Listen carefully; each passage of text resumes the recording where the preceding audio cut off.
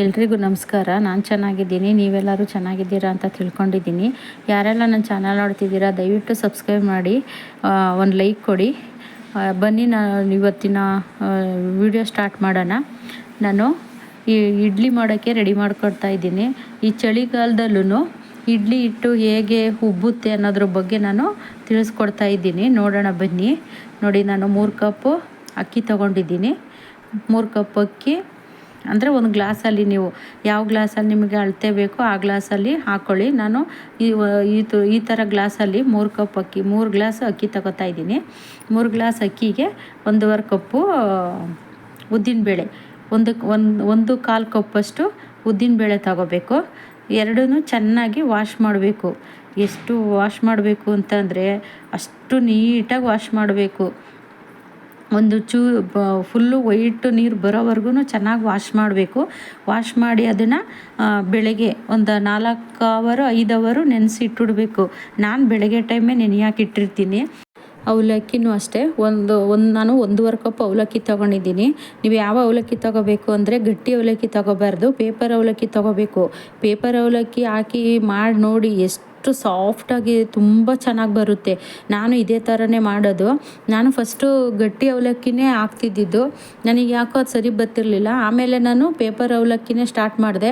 ಆವಾಗಿಂದ ತುಂಬ ಸಾಫ್ಟಾಗಿ ಇಡ್ಲಿ ಬರ್ತಿತ್ತು. ಹಾಗಾಗಿ ನಾನು ಈ ವಿಡಿಯೋ ಹಾಕ್ತಾ ಇರೋದು. ನೀವು ಈ ಥರ ಟ್ರೈ ಮಾಡಿ ನೋಡಿ. ಸಂಜೆ ನಾನು ರುಬ್ಬಿಸ್ಕೊಬರಕ್ಕೆ ಹೋಗ್ತಾ ಇದ್ದೀನಿ. ಇಲ್ಲೇ ನಮ್ಮನೆ ಹತ್ರನೇ ಇದೆ ರುಬ್ತಾರಲ್ಲ, ಹೋಟ್ಲಿಗೆಲ್ಲ ರುಬ್ಬಿ ಕೊಡ್ತಾರೆ ನೋಡಿ, ಆ ಥರದ್ದಿದೆ ಅಂಗಡಿ. ಈಗ ನಾನು ತಗೊಂಡೋಗ್ತಾ ಇದ್ದೀನಿ ರುಬ್ಬಿಸ್ಕೊಂಬರೋಕ್ಕೆ ಅಂತ ಅಂದ್ಬಿಟ್ಟು. ನಾನೇನು ಮನೇಲೆಲ್ಲ ರುಬ್ಬೋದಿಲ್ಲ, ಇಲ್ಲೇ ಇದೆಯಲ್ಲ ಅಂದ್ಬಿಟ್ಟು ಹೋಗಿ ರುಬ್ಬಿಸ್ಕೊಬತ್ತೀನಿ. ರುಬ್ಬಿಸ್ಕೊಂಡು ತಗೊಬಂದಿದ್ದೀನಿ. ಇವಾಗ ಅದನ್ನು ನೋಡಿ, ಇವಾಗ ಎಷ್ಟಿದೆ, ಬೆಳಗ್ಗೆ ಅಷ್ಟೊತ್ತಿಗೆ ಎಷ್ಟಾಗುತ್ತೆ ಅಂತ ತೋರಿಸ್ತೀನಿ ನೋಡಿ. ಇವಾಗ ಬೆಳಿಗ್ಗೆ ನೋಡಿ ಫುಲ್ಲು ಉಬ್ಕೊಂಡ್ಬಂದೈತೆ. ಇಂಥ ಚಳಿಗಾಲದಲ್ಲೂ ಈ ಥರ ಉಬ್ಬುತ್ತೆ ಅಂದರೆ ನೋಡಿ, ಈ ಚಳಿನಲ್ಲಿ ದೋಸೆ ಹಿಟ್ಟು ಬರೋದಿಲ್ಲ, ಈ ಥರ ಇಡ್ಲಿ ಹಿಟ್ಟು ಬರೋದಿಲ್ಲ.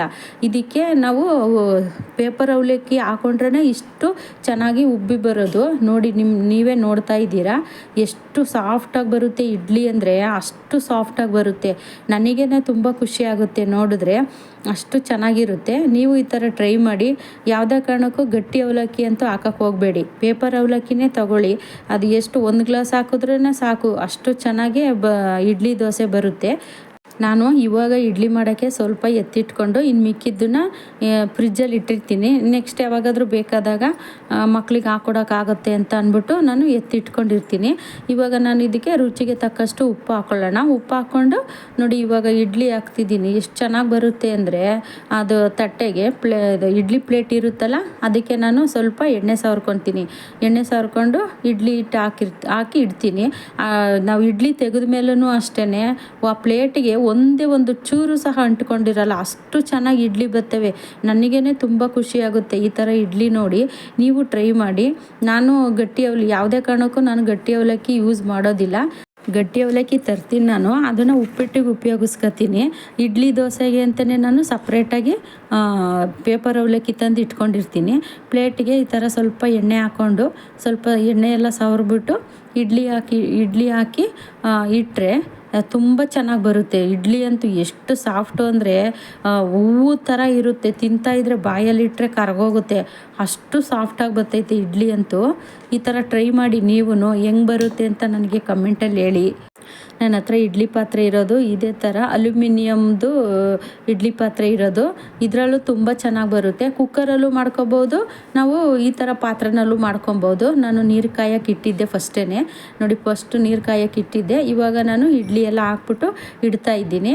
ಅದ್ರ ಇದು ಪ್ಲೇಟ್ ಮುಚ್ಚಾದ್ಮೇಲೆ ನಾವು ಮೇಲೆ ಇಡ್ಲಿ ಪಾತ್ರೆದು ಕವರ್ ಮುಚ್ಚುತ್ತೀವಲ್ಲ, ಮುಚ್ಚಳನ, ಅದು ಮುಚ್ಚಾದ್ಮೇಲೆ ಅದ್ರ ಮೇಲೆ ಒಂದು ಇದನ್ನಿಡಿ, ಎಂಥದ್ದು ಇದು ಕುಟ್ಟಣಿಗೆ. ಅದು ಯಾಕೆ ಅಂದರೆ ಅದು ಇಡ್ಲಿ ಬೇಯ್ತಾ ಹಬೆ ಜಾಸ್ತಿ ಆಗಿ ಅದು ಮುಚ್ಚಳ ಮೇಲಕ್ಕೆ ಎದ್ದು ಬಂದುಬಿಡ್ತೈತೆ. ಹಂಗಾಗಿ ನಾನು ಅದು ಮುಚ್ಚುತ್ತೀನಿ. ನೋಡಿ, ಅಲ್ಲಿ ಕಾಣಿಸ್ತಾ ಇರ್ಬೋದು ನೋಡಿ ಹೆಂಗೆ ಎದ್ದು ಬಂದೈತೆ ಮೇಲಕ್ಕೆ ಅಂತ. ಅದಕ್ಕೋಸ್ಕರ ಅದು ಮೇಲೆ ಬರಬಾರ್ದು ಅಂತ ನಾನು ಅದನ್ನು ಮುಚ್ಚಿಟ್ಟಿರ್ತೀನಿ. ನೋಡಿ, ವಾವ್, ಇಡ್ಲಿ ಅಂತೂ ಎಷ್ಟು ಸೂಪರಾಗಿ ನೋಡಿ, ಎಷ್ಟು ಮೇಲೆಲ್ಲ ಎಷ್ಟು ಉಬ್ಕೊಂಡು ಚೆನ್ನಾಗಿ ಬೆಂದೈತೆ ಅಂದರೆ ಅಷ್ಟು ಚೆನ್ನಾಗಿ ಬೆಂದೈತೆ ನೋಡಿ. ನಾನು ಫಸ್ಟು ಇಡ್ಲಿ ಕುಕ್ಕರಲ್ಲೇ ಮಾಡ್ತಿದ್ದಿದ್ದು, ಆಮೇಲೆ ಅದು ಬೇಡ ಅಂದ್ಬಿಟ್ಟು ನಾನು ಈ ಥರ ಇಡ್ಲಿ ಪಾತ್ರೆ ತೊಗೊಂಡಿದ್ದೀನಿ ಅಲ್ಯೂಮಿನಿಯಮ್ದು. ಇದರಲ್ಲೂ ತುಂಬ ಚೆನ್ನಾಗಿ ಬರುತ್ತೆ. ಇದರಲ್ಲೇ ದೊಡ್ಡ ದೊಡ್ಡ ಇಡ್ಲಿ ಬರೋದು ನಮಗೆ. ಅದು ಇಡ್ಲಿ ಕುಕ್ಕರಲ್ಲಿ ಇಷ್ಟು ದಪ್ಪ ದಪ್ಪ ಇಡ್ಲಿ ಬರೋದಿಲ್ಲ, ಅದರಲ್ಲಿ ಚಿಕ್ಕ ಚಿಕ್ಕದು ಬರುತ್ತೆ. ಇದೇ ಚೆಂದ, ಇದರಲ್ಲೇ ಪರವಾಗಿಲ್ಲ ಅನ್ನಿಸ್ತು ನನಗೆ. ಹಾಗಾಗಿ ನಾನು ಇದರಲ್ಲೇ ತಗೊಂಡೆ. ನೋಡಿ ಅಲ್ಲಿ ನಾನು ಇಡ್ಲಿ ತೆಗಿತಾ ಇದ್ದೀನಿ ನೋಡಿ, ಪ್ಲೇಟಿಗೆ ಏನಾದರೂ ಒಂದೇ ಒಂದು ಚೂರು ಹತ್ತಿದೆಯಾ ನೋಡಿ, ಅಷ್ಟು ಚೆನ್ನಾಗಿ ಬರುತ್ತೆ ಇಡ್ಲಿ ಅಂತೂ ಸೂಪರಾಗಿ ಬರುತ್ತೆ. ನಾವು ಹುಡಿಕೊಂಡ್ರೂ ಅಲ್ಲಿ ಒಂದು ಚೂರು ಮೆತ್ಕೊಂಡಿಲ್ಲ ಅದು ಇಡ್ಲಿ ಪಾತ್ರೆಗೆ, ಇಡ್ಲಿ ತಟ್ಟೆಗೆ. ಅಷ್ಟು ಚೆನ್ನಾಗಿ ಬಂದೈತೆ. ನೀವು ಈ ಥರ ಟ್ರೈ ಮಾಡಿ ನೋಡಿ. ಇವಾಗ ಇಡ್ಲಿ ಎಲ್ಲ ತೆಗೆದಿದ್ದಾಯಿತು, ತೋರಿಸ್ತಿದ್ದೀನಿ ನೋಡಿ, ನೀವೇ ನೋಡ್ತಿರ್ಬೋದು. ಎಷ್ಟು ನೋಡಿ ಅಲ್ಲಿ ಮುಟ್ಟುತ್ತಿದ್ರೇ ಎಷ್ಟು ಸಾಫ್ಟ್ ಅಂದರೆ ಸಾಫ್ಟಾಗಿ ಬರುತ್ತೆ ನೋಡಿ. ಇಡ್ಲಿ ಕಟ್ ಮಾಡ್ತಾ ಇದ್ದರೆ ನೋಡಿ ಎಷ್ಟು ಸಾಫ್ಟ್ ಅಂದರೆ ತುಂಬ ಸಾಫ್ಟಾಗಿ ಬರುತ್ತೆ. ನಾವು ನೋಡಿ ಅಲ್ಲಿ ಕೈಯಲ್ಲಿ ಹಿಂಗೆ ಪ್ರೆಸ್ ಮಾಡ್ತಿದ್ರೆ ಹೆಂಗೆ ನಾವು ಹತ್ತಿನ ಪ್ರೆಸ್ ಮಾಡ್ತೀವಿ ನೋಡಿ, ಆ ಥರ ಫೀಲ್ ಆಗುತ್ತೆ ನಮಗೆ. ಅಲ್ಲಿ ನೋಡ್ತಾ ಇದ್ರೇ ಗೊತ್ತಾಗುತ್ತೆ ನಿಮಗೆ. ತುಂಬ ಚೆನ್ನಾಗಿರುತ್ತೆ ಇಡ್ಲಿ ಅಂತೂ. ನೀವು ಈ ಥರ ಟ್ರೈ ಮಾಡಿ ಹೆಂಗೆ ಬಂತು ಅಂತ ನನಗೆ ಕಮೆಂಟಲ್ಲಿ ತಿಳಿಸಿ. ಇಡ್ಲಿ ರೆಡಿಯಾಗಿದೆ ನೋಡಿ, ಕಾವಿನ್ಗೆ ಹಾಕ್ಕೊಡ್ತಾ ಇದ್ದೀನಿ ಇಡ್ಲಿ ಸಾಂಬಾರು ರೆಸಿಪಿ ನೆಕ್ಸ್ಟ್ ವೀಡಿಯೋದಲ್ಲಿ ಹಾಕ್ತೀನಿ. ಈ ವಿಡಿಯೋ ಇಷ್ಟ ಆದರೆ ನಿಮಗೆ ಲೈಕ್ ಮಾಡಿ, ಸಬ್ಸ್ಕ್ರೈಬ್ ಮಾಡಿ, ವಿಡಿಯೋ ಪೂರ್ತಿ ನೋಡಿ ಸಪೋರ್ಟ್ ಮಾಡಿ ನನಗೆ. ಮುಂದಿನ ವಿಡಿಯೋದಲ್ಲಿ ಸಿಗ್ತೀನಿ. ಅಲ್ಲಿವರೆಗೂ ಎಲ್ರಿಗೂ ಟೇಕ್ ಕೇರ್, ಬಾಯ್.